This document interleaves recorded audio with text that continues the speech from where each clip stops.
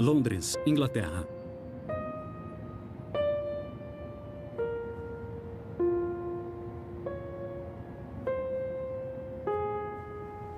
No inverno de 1983, nós tivemos um problema na região de Muswell Hill, em Londres. Tudo começou quando um cliente ligou por causa de uma privada entupida. O prédio número 23 da rua Cranley Gardens é dividido em apartamentos e kitnets. Os moradores estão tendo problemas com o encanamento há dias. Na época, o engenheiro foi verificar a privada entupida.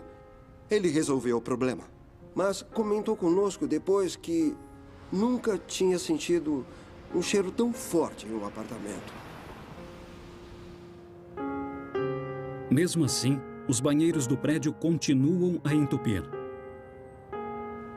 O encanador foi enviado com urgência num sábado de manhã. E quando ele verificou o esgoto embaixo do prédio, viu coisas que não deveriam estar ali. Ele olhou e viu, segundo ele disse, o que pareciam ser pedaços de carne cortada e alguns ossos. Ele descobriu o que estava entupindo os banheiros. Na verdade, era carne humana.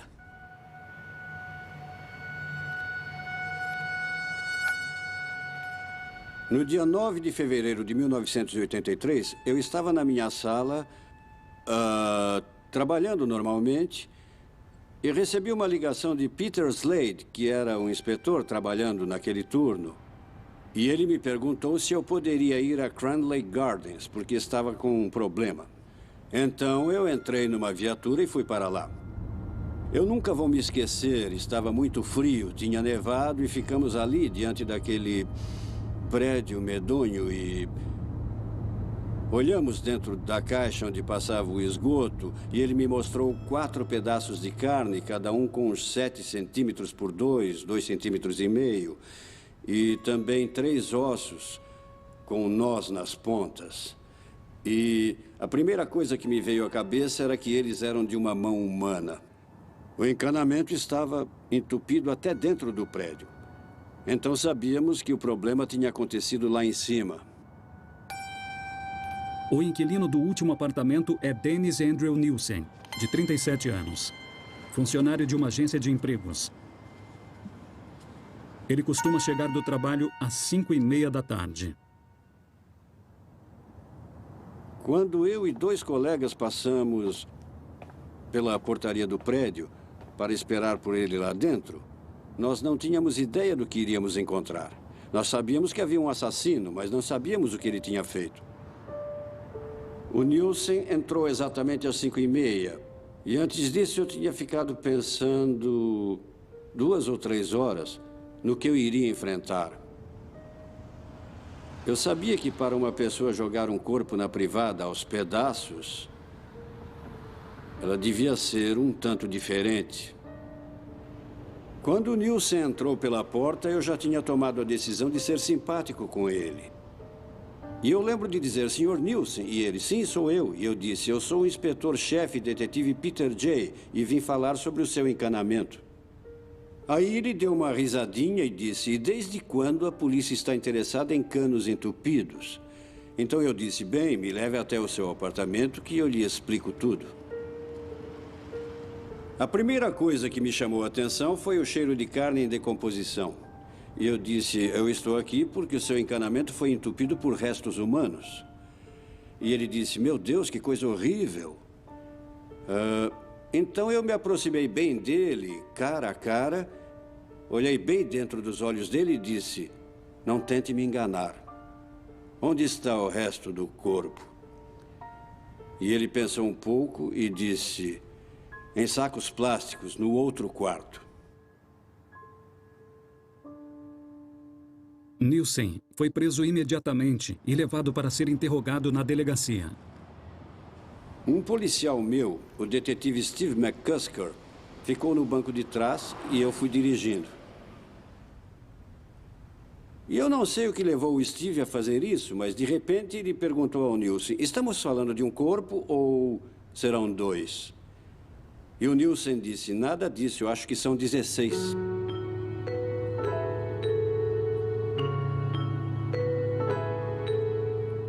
Eu me lembro do volante do carro tremendo nas minhas mãos. Os policiais não conseguiam acreditar no que estavam ouvindo, porque isso tudo foi dito com uma voz indiferente, impassível. E por que impassível? Porque tratava-se de um homem sem sentimentos. O único sentimento que ele tinha era quando sentia o impulso de matar, quando era dominado pelo seu outro eu. No armário de Nielsen, havia 2 sacos de lixo pretos e vários desodorizadores de ar. Os sacos continham vários pedaços de corpos desmembrados e 2 cabeças decepadas. Num caixote há um torso, ossos e um crânio. Embaixo de um armário no banheiro, eles encontram pernas e uma pelve. Eles constituem os restos de 3 homens. No jardim de uma casa em Cricklewood, os investigadores encontram os restos mortais de pelo menos mais 8. Ele me disse em off que se não fossem 15, teriam sido 150 se nós não o tivéssemos prendido, porque ele não pararia. A história toda era completamente bizarra. Dennis Nielsen nasceu em 1945 em Fraserburgh, uma comunidade de pescadores no nordeste da Escócia. A família da mãe dele morava lá havia gerações. O pai foi um soldado norueguês de passagem. Ele era o filho do meio de 3 filhos. Ele tinha um irmão mais velho e uma irmã mais nova. Ele não chegou a conhecer o pai. O Nielsen, quando criança, era meio solitário. Ele não tinha amigos porque todos o achavam meio estranho. A mãe dele dizia que não podia abraçá-lo. Ele não tolerava contato físico com ninguém, exceto com seu avô. Como o pai de Nielsen era ausente, ele criou um laço com o avô. Eles caminhavam juntos, pescavam juntos, coisas assim.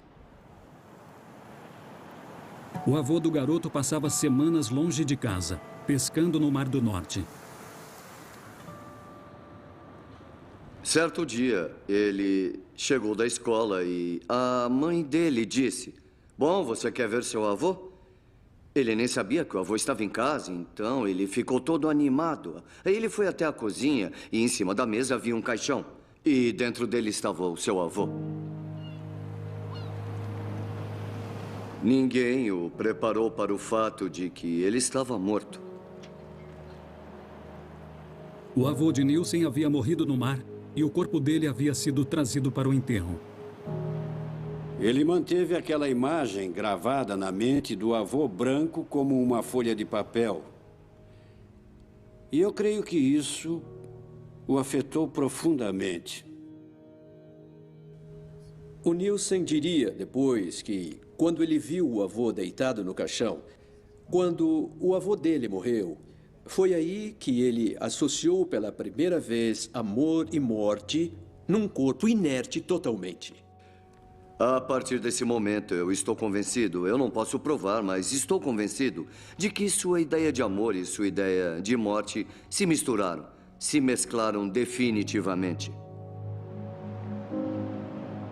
Quando a mãe dele lhe disse, o seu avô foi para um lugar melhor, ele, uma criança de 6 anos, pensou, bom, se ele foi para um lugar melhor, por que não me levou junto? Ele, às vezes, entrava no mar e simulava um afogamento como uma forma de estar perto dele.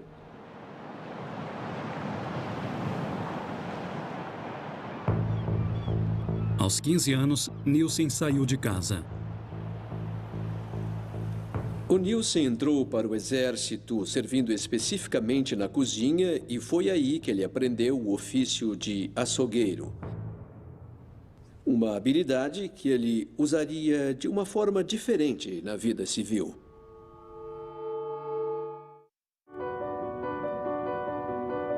Em 1983, a descoberta de carne humana entupindo o esgoto do prédio de número 23 da rua Cranley Gardens leva à prisão do funcionário público Dennis Nielsen.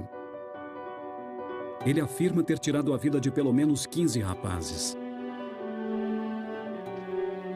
Os investigadores descobrem que ele teve uma infância solitária, marcada pela morte do adorado avô.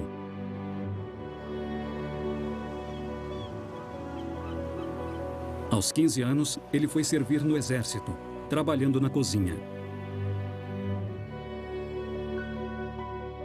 Logo de início, o jovem Nielsen se destacou entre os novos recrutas. Ele gostava de discutir, não de uma forma grosseira. Mas, por exemplo, se você dissesse que uma foto era em branco e preto, ele dizia que era em preto e branco. Coisas como essa. Ele gostava de ser do contra. A gente ficava ouvindo os discos dos Beatles, dos Rolling Stones, lendo a revista Parade, que era uma revista de mulher nua da época. Mas ele ficava lendo jornais e ouvindo música clássica. E eu lembro que certa vez houve uma briga na caserna. E ele ficou arranhando e dando tapas. Ele não deu socos como a gente.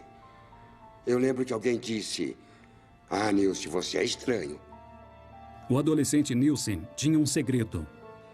O mais interessante em sua experiência militar é que teria sido impossível para o Nielsen chegar a confessar que ele era gay para qualquer colega seu. Simplesmente eles não aceitavam homossexuais. Então quem era gay tinha que manter isso em segredo. Durante o período no exército, Nielsen começou a se interessar por fotografia. Esse era o passatempo dele, a fotografia. Mas era mais do que simplesmente um passatempo. Era a realização dele. Ele costumava pedir aos colegas de exército que se fingissem de mortos, como se tivessem sido mortos em combate, e depois ele fotografava. Eles achavam estranho, mas concordavam. Nielsen passou 11 anos no exército, servindo na cozinha, e chegou ao posto de cabo. Eu acho que, no fundo, ele gostava de intimidar, aproveitando a hierarquia militar, quando ele tinha que dar ordens, coisas assim. Ele tendia um pouco a intimidar os outros. Porém, pouco antes de completar 27 anos, Nielsen abriu mão da familiaridade e da ordem da vida militar e saiu sozinho no mundo. Vídeo caseiro de Dennis Nielsen, cortesia de Brian Masters. Na Londres dos anos 70, ele encontrou uma forte cena gay. Ele se viu morando numa cidade muito grande, onde havia muitos bares gays que ele pôde visitar pela primeira vez. As pessoas eram mais amigáveis naquela época. Elas conversavam mais e a vida em Londres era muito mais animada naquele tempo. Ele não tinha uma má aparência, ele era bastante educado, era uma companhia bastante agradável. Ele escolhia muito bem as palavras, ele era articulado. Mas depois de alguns minutos você percebia que ele não estava falando para você ou com você, mas sim falando sozinho, porque ele não prestava atenção em nada além do que ele mesmo estava dizendo. What are you doing switching the bloody thing on and off for? You never make a cameraman, you know. No. I'm not going to do anything pornographic. Nielsen entrou para a polícia metropolitana. Não é raro esses indivíduos procurarem uma profissão de autoridade, seja trabalhando como policial, funcionário público ou empregos assim, onde eles podem exercer controle sobre as pessoas. Eles consideram isso estimulante. Ele vivia uma vida dupla. Ele era o policial metropolitano, mas, ao mesmo tempo, ele levava uma vida onde expressava a sua sexualidade. E isso inevitavelmente levava a um conflito. Após 11 meses, Nielsen se cansou da polícia e pediu demissão. Ele também ficou desiludido com a natureza passageira dos relacionamentos gays e começou a buscar uma companhia mais permanente. O que ele procurava era um relacionamento. Alguém com quem ele compartilhasse a vida. Ninguém ia aos clubes atrás de um relacionamento. As pessoas só iam caçar. Era isso que as pessoas geralmente faziam. Ninguém ia atrás de um caso ou um relacionamento. Elas só queriam sexo. Ele começou a trabalhar numa agência de empregos no coração do West End londrino. Mas o teimoso jovem escocês não se misturava facilmente.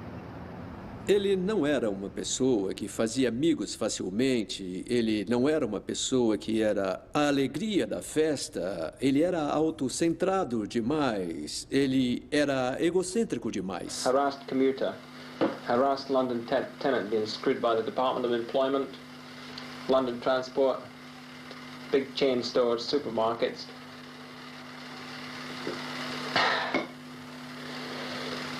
Can you, cut there, let me think. Então, ele se viu nessa vida de isolamento, onde ele achava difícil fazer amigos, onde era muito difícil para ele se socializar de um jeito normal. E esse isolamento significava que ele voltava para casa e se entregava ao álcool. Ele bebia muito, na verdade. Eu não sei se ele era alcoólatra, mas ele gostava de se embebedar. Beer I cannot stand, I got it for free at the bottle party. E ele também gostava muito de ouvir música. O Nielsen ficava mais à vontade com máquinas e objetos do que com pessoas. Então, a música era uma forma de controlar o que ele estava ouvindo. Você não consegue controlar uma pessoa, o que ela vai dizer, como ela vai responder e tal, mas você consegue controlar um toca-discos. Here's to you, Mrs. Robinson.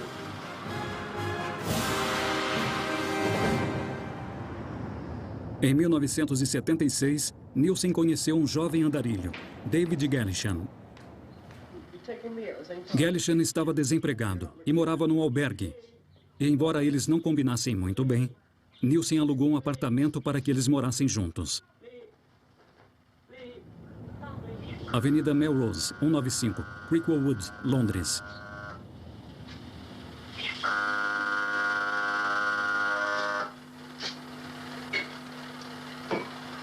Ready? Yes. Yeah, okay, come in a minute. I got to sign on. Oh, yeah, I'm going to sign on today. I'll sign on again. Where's that bloody dog? It's been chewing my slippers again. Here it is. Chewing your slippers, I'd give it. I'll wring its bloody neck if I catch it again.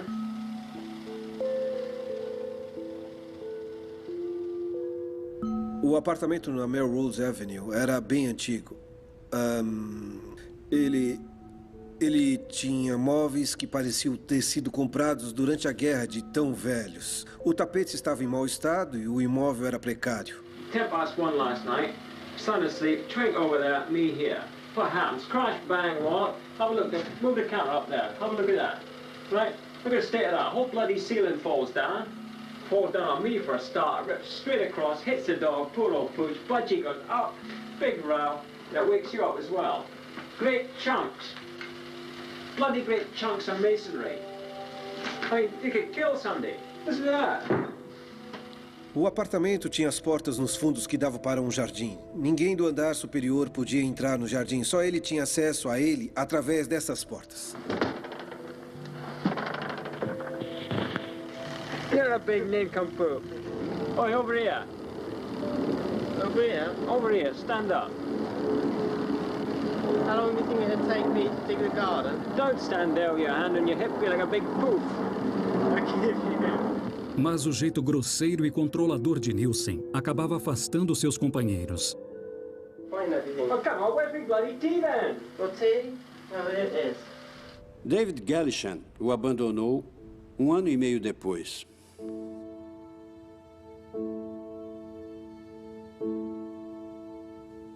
E o Nielsen sofreu muito, eu tenho certeza. Ele era um homem solitário, porque no fim todos se cansavam dele e iam embora. Então, o que ele procurava era companhia, um relacionamento. E era exatamente isso que, psicologicamente e sociologicamente, ele não tinha condição nenhuma de ter. Então ele começou a convidar mais e mais pessoas à casa dele, na esperança de que alguém ficasse. Ele me chamou para morar com ele e eu disse, eu acho que eu não consigo suportar suas bebedeiras. A garrafa está entre nós, você bebe demais, você precisa parar. Se você parasse, seria uma companhia muito agradável. Mas ele não conseguia parar. Não conseguia parar mesmo. Ele era muito egoísta, era só ele e ele. Ele quase nunca perguntava nada sobre mim. Anything good you find in this kitchen is probably attributed to my having purchased it in the first place. Bloody light doesn't even go on. Can you go back a bit? I mean, you're far too near. Let's... O solitário Nielsen se refugiava cada vez mais em suas fantasias mórbidas. Ele costumava se deitar no chão, diante de um espelho, e passava tinta azul nos lábios e deixava os olhos como que injetados de sangue. E ele tinha prazer em se ver no espelho dessa forma. Eu não creio que fosse uma satisfação emocional, mas uma necessidade profunda de sua natureza, que era obviamente pervertida.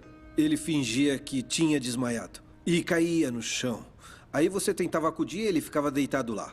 Mas, no fundo, eu sabia que ele não estava dormindo, que não tinha desmaiado, que estava acordado. Ele continuava lá.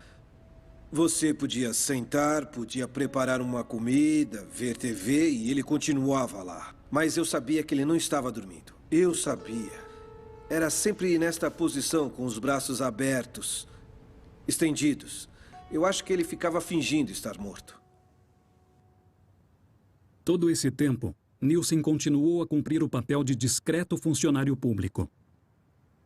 Ele acordava de manhã, ele é funcionário público, ele vai para o trabalho e volta à noite. Ele cuida do jardim, ele cozinha e ele tem um cachorro chamado de Blip. Bleep! Come on! Woof, woof, woof. Come on, Bleep, say something. Então, nisso tudo, a banalidade, a normalidade de uma vida suburbana. Bloody finger, you great pillock. Mas, claro, Dennis Nielsen não tinha compreensão do que é uma vida ordinária, sabe? A vida comum que a maioria das pessoas tem, porque ele queria ser extraordinário.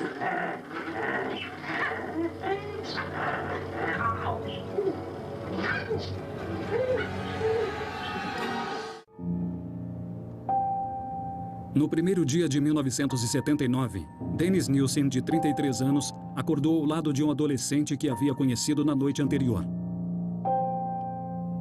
Depois, o funcionário público diria que não suportou a ideia de ver o rapaz acordar e ir embora. Houve um momento em que o impulso homicida de manter o rapaz lá, de não deixá-lo partir, o dominou. Nielsen pegou uma gravata, passou em volta do pescoço do rapaz e puxou. Ele ficou surpreso com a própria força no momento do assassinato. Ele ficou impressionado com a força que tinha, porque ele não era um homem forte. Depois que o homicídio ocorreu e que Nielsen tinha um corpo diante de si, então ele, de forma muito curiosa, começou a cuidar do corpo. Pela primeira vez, Dennis Nielsen tinha a oportunidade de viver as suas fantasias mais secretas e sombrias. Ele levou o corpo à banheira, ele limpou, lavou e colocou o corpo numa posição confortável. Secou o corpo, colocou na cama e colocou numa poltrona e... Nielsen conviveu com o cadáver durante uma semana. Depois, ele colocou o corpo nu embaixo das tábuas do assoalho, onde ele ficou por quase 8 meses. Se você tem um corpo, precisa pensar numa forma de se livrar dele. É claro, de impedir a identificação do corpo o máximo que você puder. O Nielsen era eficiente. Ele não conseguia se relacionar com uma pessoa emocionalmente, mas conseguia se relacionar com um corpo que precisava ser descartado. Era um problema a ser resolvido e isso era muito mais fácil do que lidar com pessoas e suas emoções. O jardim de Nielsen seria a solução. Ele queimou o corpo do rapaz no jardim da casa da Avenida Melrose, eliminando o cadáver e espalhando as cinzas aos 4 ventos. Só em 2005, a vítima seria identificada como Stephen Holmes, de 14 anos. Sua morte seria apenas a primeira. Eu acho que o primeiro homicídio que qualquer assassino em série comete é sempre a revelação. Ele tem prazer em matar e creio que é esse prazer que ele sente na primeira morte que o leva a matar de novo e de novo. Bom, nós estamos no coração do bairro do Sorro, na Old Compton Street. E esta era a região que Dennis Nielsen gostava de frequentar. Ele vinha aqui no tempo livre para esta região e para os bares gays em especial, para tentar fazer contato com as pessoas. Ele tinha contato com muitos jovens que chegavam a Londres achando que aqui realizariam seus sonhos, que provavelmente não tinham moradia fixa, que talvez tivessem fugido de casa, largado a escola, pessoas assim. As pessoas que o Nielsen ia conhecer eram pessoas que ele instintivamente e com um grande faro reconhecia como jovens solitários que, sem sombra de dúvida, aceitariam um convite para ir à casa dele. Esses jovens geralmente não são dados oficialmente como desaparecidos. Então, o alvo dele era esse grupo de pessoas, assim como de muitos outros assassinos em série. Enquanto morava na Avenida Melrose, Dennis Nielsen levou para casa, estrangulou e matou 11 rapazes.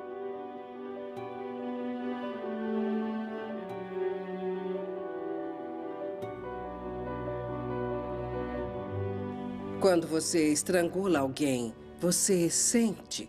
Você pode tocar a pessoa. Você pega o que estiver à mão e puxa. Eu sempre suspeitei que o Nielsen matava as pessoas que ele não queria ver indo embora à meia-noite ou à 1 da madrugada. Os rapazes que ele queria que ficassem, os que ele não queria que ficassem, podiam ir embora no fim da noite.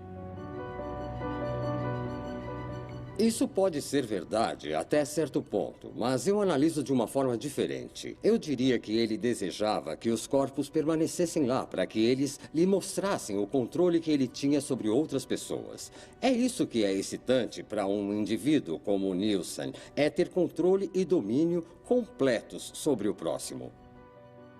O Nielsen usava os corpos das vítimas sexualmente e de outras formas.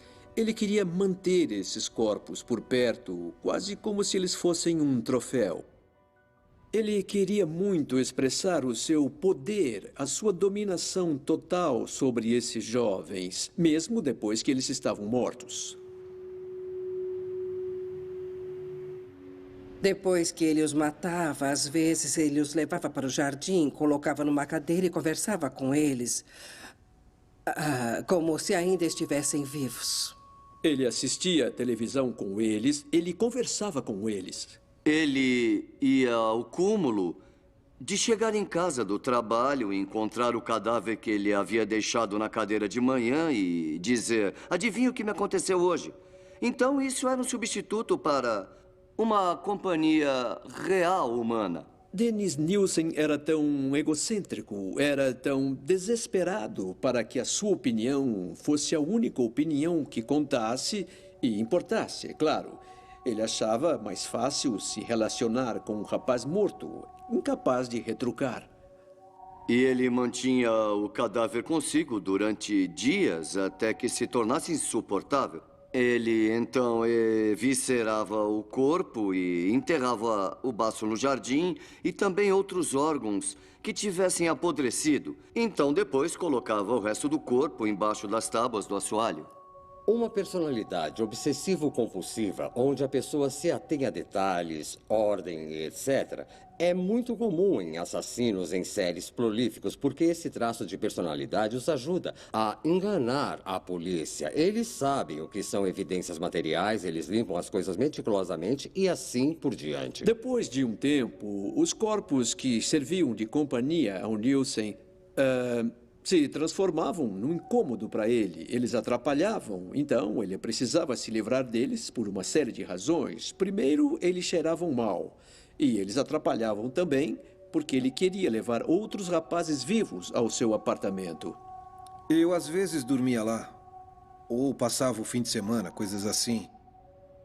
Tudo o que eu posso dizer é que o cheiro no apartamento da Melrose Avenue era um cheiro de algo podre, algo assim, sei lá, um cheiro de algum animal, e era muito forte, era realmente desagradável. Mas nada além disso chamava a atenção. Nada mesmo. Sem mais espaço embaixo do assoalho, os corpos em decomposição eram cortados em pedaços menores e levados para o jardim. No meio da noite, ele acendia fogueiras enormes com os restos mortais e disfarçava o cheiro, acrescentando pneus. E as crianças da rua vinham e dançavam ao redor da fogueira porque achavam divertido, sem ter a mínima ideia do que estava acontecendo. Dennis Nilsen matou e livrou-se do corpo de 12 rapazes sem levantar suspeitas. Em 1981, ele se mudou para outro endereço, onde seu comportamento ficou cada vez mais bizarro. Entre 1979 e 1981, o funcionário público Dennis Nilsen matou e livrou-se do corpo de 12 rapazes em seu apartamento no bairro londrino de Cricklewood. Em outubro de 1981, ele se mudou para um apartamento alugado no último andar do prédio número 23 da rua Cranley Gardens, em Muswell Hill, onde suas fantasias pervertidas dariam uma guinada. Carl Stotter, então com 21 anos, conheceu o simpático e gentil Nilsen no bar Black Cap, em Camden. Ele me levou para o apartamento dele. Parecia um cara tão legal. Ele não tinha a palavra assassino tatuado na testa, nem nada do gênero. Ele era legal. O que ele fez, então, foi, atacar por trás com uma gravata para sufocá-lo. Ele tentou me matar. Ele me estrangulou. Ele achou que ele estivesse morto, mas ele não estava. Aí ele tentou me afogar numa banheira. Quando o Nilsen achou que ele tinha morrido, ele preparou um rum com coca, acendeu um cigarro e deixou escapar. Meu Deus, lá vamos nós de novo, como se fosse outra pessoa fazendo aquilo. Ele descreve como se fosse quase um transe. Como se estivesse cometendo esse ato sem consciência do que estava fazendo. E isso é quase típico. Assassinos em série dizem que é quase como acordar e pensar, oh, meu Deus, o que é que eu estou fazendo? Quando ele percebeu que o homem estava vivo, ele pegou uns cobertores, esfregou as pernas dele para o sangue circular melhor e acendeu uma fogueira. Massagem cardíaca, respiração boca a boca. Ele me trouxe de volta à vida. Eu fiquei lá por 3 dias. É um exemplo clássico do Nilsen. Ele quis matar, tentou matar, acreditou que tinha matado a vítima, mas aí ele percebeu que o jovem ainda estava vivo e começou a agir como um bom samaritano, tentando ajudar o jovem a melhorar.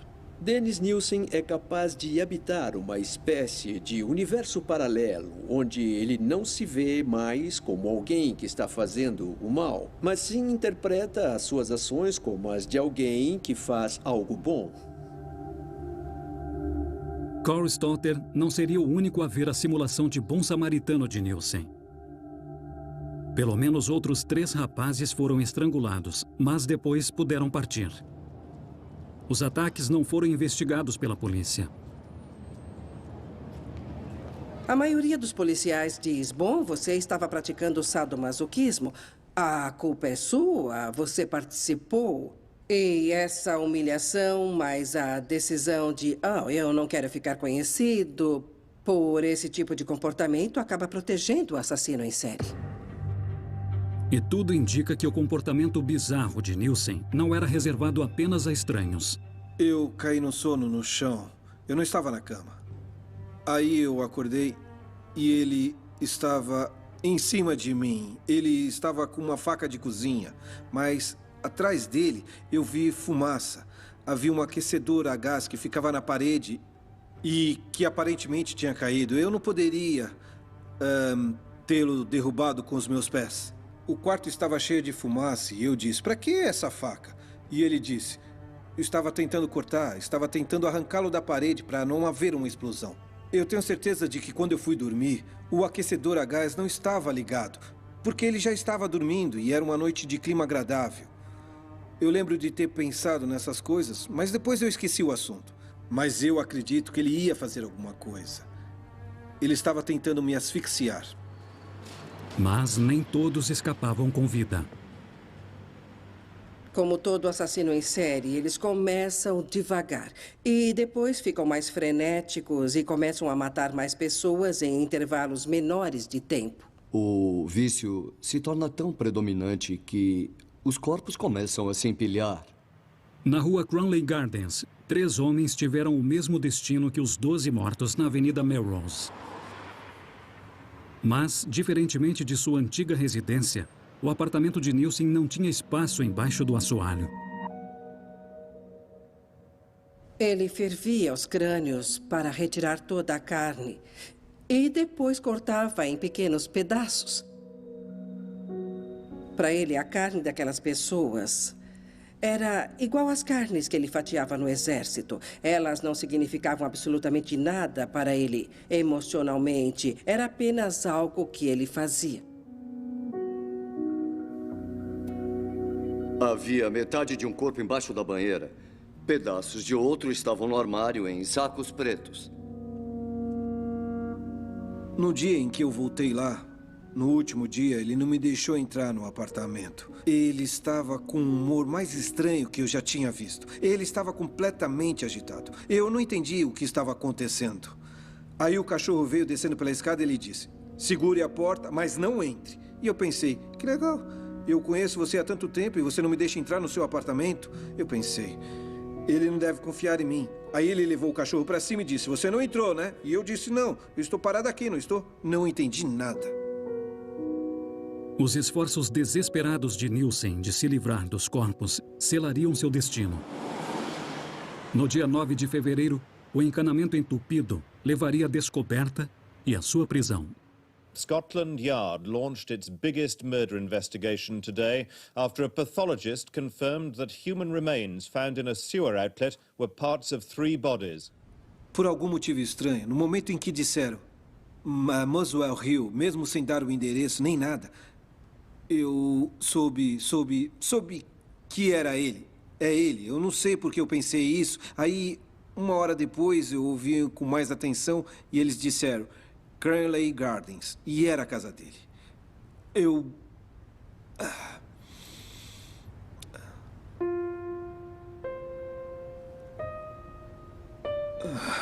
Você pode parar um segundo?